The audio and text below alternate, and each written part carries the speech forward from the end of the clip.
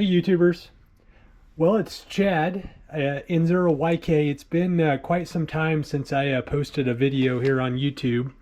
A number of years ago I got into it and had a pretty good turnout on some of my videos, and just life got the best of me. But that said, something I've been thinking about doing for several months now is doing an unboxing video, and hopefully getting a little bit of interest, some comments, and possibly based off those comments doing some other videos. So a little bit of history here. On Monday I contacted Flex, and I've been talking to Flex Radio for about a week, and I finally sold my previous Flex 6600, had it for about 3 years, and ordered 8600.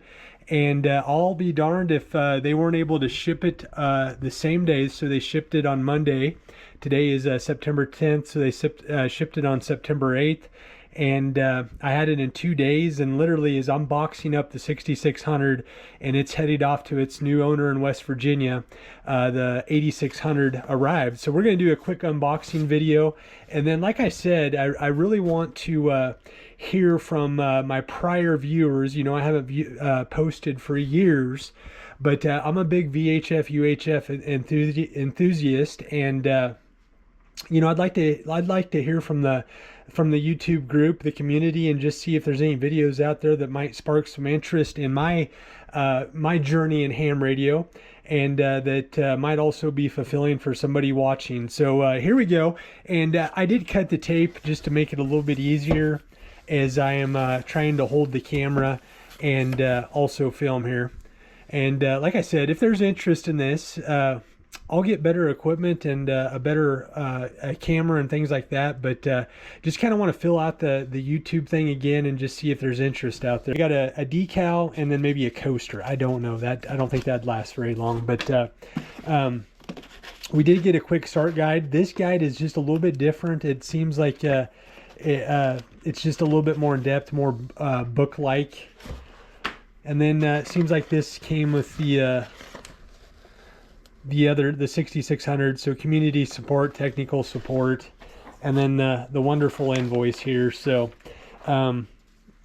so they got a nice little foam insert around the 8600. You gotta love that. It sure makes shipping this expensive radio back and forth a lot less stressful. In the back here we have the standard hand mic.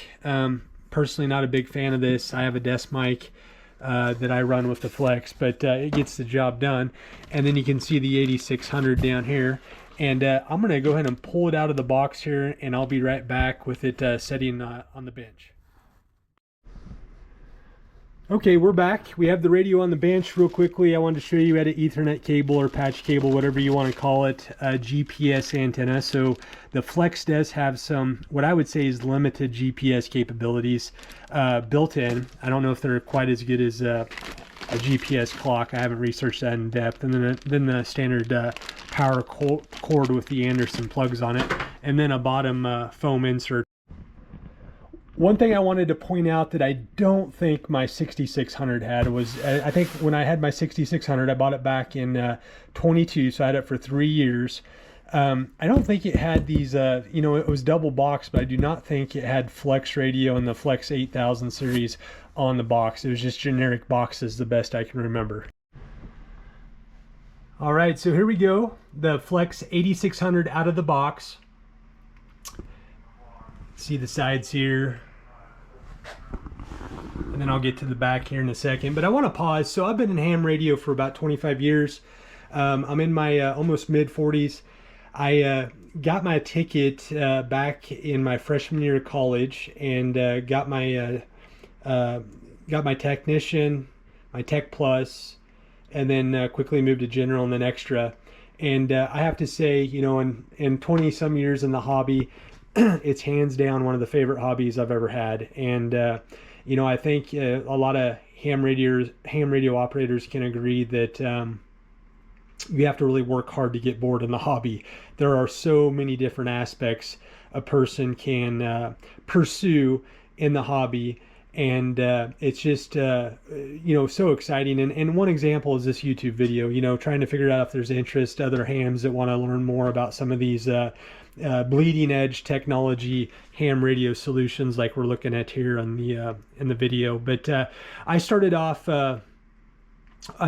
early. Once I actually left college and got a job and had some income, I started off with a TS2000, and then worked up to an ICOM 7100. And those aren't really that, those aren't fancy radios, but the reason I liked them is they had somewhat somewhat of an ability to remote. And this was back, around 2007 into the 2000, I'd say 10, 12 timeframe. For the most part, over the last 15 years, I've been in a position where I have to be a remote operator. And it's had various it's taken various shapes in forms, I guess you'd say, over the years. But I've kind of came down to the fact where the 7100 was a great radio, but very simple, very different than what we're looking at here. Somewhere around 2020, I jumped from the 7100 and went into an Flex 6400M, and it wasn't the first Flex I had. So if you look at the YouTube channel, you can see I had a Flex 1500. I operated it from a hotel room. And then prior to that, I actually had a Flex 3000. The thing I didn't like on the 3000 was the FireWire cable. It was just too hard to find computers that were compatible with that. And I didn't look very hard, I suppose. But the 1500 was nice because it was USB, but again, QRP radio, very limited. The 6400 was phenomenal. I ran that radio for a couple of years, and then somewhere around October of 2022, Flex was running a deal on the 6600, the radio I just sold. And, I bought that one, had it within a month or so. And then again, I've been watching the market on the 6600s, and honestly, I don't think it's going to get any better. I think they're going to continue to depreciate. So I went ahead and listed mine for $24.95 plus shipping. Had way more interest than I thought, and the 6600 was, I would say, on a scale of 1 to 10, it was like 9.9 to 10. It was a very nice radio, just a few minor blemishes on the top cover, and I'm not even sure what those were from, but nonetheless, jumped, sold the 6600. The 8600 came in today, like I was telling you, and the 6600 is already on its way to its new owner. But that's a long way of saying that I operate a remote station. I do have the ability to operate here locally at the remote station. If you go out to QRZ, you can see what I'm talking about. My remote station is about a mile away from my house. It's a white shop, 4 towers. I have a dedicated microwave link from my house down to the remote station. My network, is usually about 5 milliseconds or less latency. So I just have a pretty unique setup for the most part. It works out really well because where I live over on Hillside Drive, it's just not a great place for towers for a number of reasons. And having a remote station, I just have more flexibility in doing things, including my particular ham radio site here, my remote station. I have just enough property. I have 4 lots. I have just enough property to extend a 160 meter half wave dipole that I use in the winter, and just really like that. So, but again, the whole purpose of me posting a video after so many years is just seeing if there's any interest out there. And if there is, there's various things that folks want to see about the Flex radio, or just in general about, VHF, UHF, which I focus a lot on. I'm happy to make notes of that and incorporate videos as time allows. So what I'm going to do is I'm going to quickly turn this around, and we'll look at the back side of the new Flex 8600. Okay, so here is the rear of the 8600, and I'm just going to start from my left to right. We got our Anderson power pole input, so that's your 12 volts DC, approximately 25 amps. I think that's probably, at the 100 watt output on HF. We got our 2 antenna ports, our ground, microphone connections, keyer, powered speaker, which I do use in the shack. I'll show you that here after a bit. Accessory port. This is a 15-pin accessory port. A lot of cool options here. I'm going to talk about that in a second. Go through these RCA plugs. So you got your push to talk. That's for the mic. You got TXR, REQ, ALC, The remote on is very important. That's how I turn on my flex radios. I just close a dry contact on a relay. You'll see what that looks like here later in the video. Ethernet port, 2 USBs, and Flex recently incorporated some really cool features with the USB from a pass-through perspective. So you could literally have a device at your remote station. You plug it in through USB. It talks, USB serial, whatever you have, and it'll pass it through to the other side to where you open up a COM port and you can see that data on the other side, whether you're controlling rotors or watching a power meter, a watt meter, things like that. Very cool. These red RCAs here, I'm going to come down just a little bit. They are they're the key-in ports for external equipment. So TX1 could be an HF amplifier. For me, I do use that for an amplifier, an HF amplifier, I should say. TX2 is for my 144 transverter, TX3 is for my 432 transverter, and then back to this accessory port. It has a lot of different functionality. You'll have to look at the manual, but the way I use it, and I'll show you once we get it plugged in, I use it to key my 1296 transverter because I don't have anything left over here, so it works out real nice to key another transverter. So I'm keying a total of 4 devices from this radio. It just works perfectly. External display, that's going to be on the M model with the Maestro on the front. You got your 10 megahertz in. I do utilize that. You'll see that later in the video. And then one of the main reasons I upgraded from a 64 to a 66 is because the 66 has 2 transverter in ports, and I use 3 transverters. And what I do on that is for transverter A, it's going to be connected to my 144 transverter.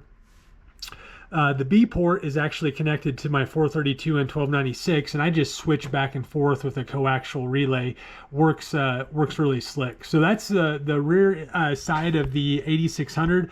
We'll get it plugged in, and we'll show you what it looks like plugged in its spot. Okay, so the 8600 is in its rightful place. You can see the Q5 transverters. This is not where I usually have the Power Master, but it's where I have it today because of the new radio. And then a legal limit 2-meter amplifier. But let's look at the back. I got it all hooked up here. We can see the power cable. This is the HF cable, and this goes to a number of coaxial relays. You can see them down there in the yellow. I can remotely switch between a number of HF antennas. It works fantastic. We have the IF inputs for the transverters A and B. This is going up to the speakers, microphone. This is that accessory port that has all those options, and it's keying the 1296 transverter. We got this new GPS antenna. We have the Ethernet port. We have the remote on. Very important to have that if you want to operate remotely and turn your radio on remotely. Down at the bottom, I was kind of surprised and pleased at the same time. So the old Flex 6600 had RCA, a female RCA for the 10 meg input. This 8600 has a BNC, a female BNC, so it's a little bit of an upgrade. This is mic, and then we have the HF amplifier transmit port 144, 432, and again 1296. And one thing I wanted to point out here is I've done the best I can with cable management. There's so many cables feeding the station. One Elmer told me a long time ago that it takes a lot of wires to become wireless, and that is so true. I've tried to build this with the bench and stuff, and this cable tray down here to hide the cables. I've tried to build it, but there's just so many wires. It's hard to make it look super nice. It's definitely going to be a retirement project, trying to clean these up and make them look a lot nicer. Here is that Leo Bodnar. I don't know if that's how you pronounce it, but the GPS 10 megahertz GPS signal has an antenna that goes out to the outside of the building. I'm feeding the Flex and one of my transverters with that. So let's kick this on. But before I kick this on, you remember me talking about a bunch of dry relays that I have that I operate the remote station with. So I wanted to show you what that looks like. This is a Shelly interface. It has all the different relays I have on my between my house and my remote station. And I'll show you what that looks like behind the scenes. So this is where I hide some more of the wiring mess. But what these Shelly relays look like are they're just $20 boards. They talk Wi-Fi. They have 4 relays on them. And literally they're controlling a number of different things on the remote station. They work phenomenal. They're just phenomenal between the user interface on, or the web interface, and the app. It just works phenomenal. So what we're going to do is we're going to boot the 8600 just like I would do if I was home. So I'm going to go up here, I'm going to click it. You hear that click. You also see the 8600 start to boot. And one thing that was told to me about the 8000 series radios is they boot a little bit faster than the 6000. I'd never timed the 6600 I had. I just honestly didn't care enough to do that, but I would guess it was somewhere around 45 seconds to a minute to boot. You know, comment if you've timed the 6000 to the 8000. But you know, one of the biggest thing on the 8000s is they have a faster computer, I think, a better processor, more RAM, things like that. So you can hear some relay clicking on the 86, a fan comes on, and I'm assuming we're going to see the radio pop up here anytime. All right, we are live. One thing that I read over the last year or so is this GNSS, this GPS signal, has the ability, and I'm going to zoom in on it. It has the ability to receive the GPS signal from inside buildings, houses. I read a couple users that said they were successful in that. I don't know. I'm inside a metal building. I'm going to be surprised if it locks, but I do have the antenna literally just right here. And I don't necessarily need it because of this Leo GPS reference there, but it's there nonetheless, and it does not look like it's locked yet. So anyway, that is a rough video of me unboxing an 8600. I, again, haven't posted for years, but go out and look at some of those videos I did at amplifiers and the Flex 1500 and things like that. There's some interesting videos out there. But what I really want to hear from the YouTube community and the viewers, the subscribers that have been there since I did the channel back around 2010 is, is there any interest in learning more about the Flex 8600? Leave a comment, subscribe. You want to know more? I'm a big VHF, UHF enthusiast. Here's the Q5 transverters, legal limit amplifier. I have a 150 watt amplifier for 1296 over here. So a lot of neat stuff. There's a lot of stuff to show you that I've learned over the last 25 years in ham radio, and I'm also open to potentially looking into equipment purchases and doing a rough review, kind of just like we did on this 8600, kind of showing you what it looks like and walking you through maybe what the interface looks like. So with that, I'm going to end this video. We'll get it posted here in the next week or so, and like I said, if there's interest in seeing more about the 8600 or anything else you see here in the shack, let me know, and we'll add it to the list and see if we can't work on some more videos to post here to YouTube. So with that, I'm going to say 73, and we'll catch you on the next video.